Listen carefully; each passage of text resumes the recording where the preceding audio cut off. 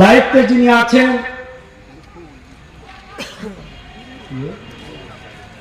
শেখ মন্তেশ্বর বিধানসভায় সিদ্দিকুল্লাহ চৌধুরীর মতো বলেছিল ও হবে না, নওশাদ বলেছিল ও হবে না, ও চলবে না, যা আছে তা দেখা যাবে, আপনি যদি মেরে দেন লাশ বডি নিয়ে যাবে, আমরা করব না।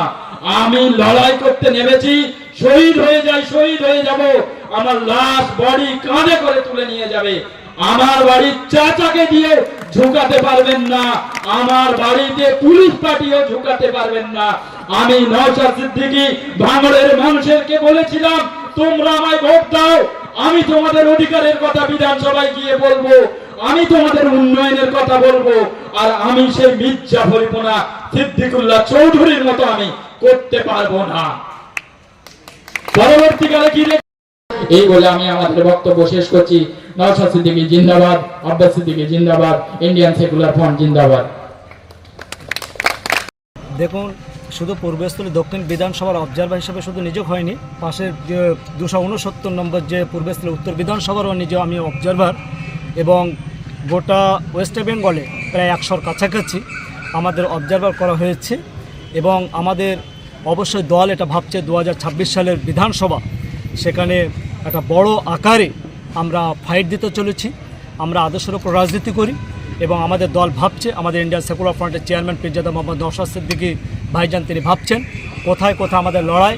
তবে হ্যাঁ, মানুষ তো অবশ্যই চাইছে, সেজন্য আমরা 294টা বিধানসভায় আমাদের পার্টির একটা দলীয় তন্ত্র আছে, যেখানে তারা চিন্তাভাবনা করছেন যে আমরা প্রত্যেকটা জায়গায় ফাইট করব, এবং মানুষ চাইলে আমরা অবশ্যই আমরা 2026 সালে আমরা লড়াই করব, এবং আমরা সব জনগণকে নিয়ে আমরা এই কাজ করছি। এই মিটিংয়ের শেষে কেমন বুঝছেন আবহাওয়া?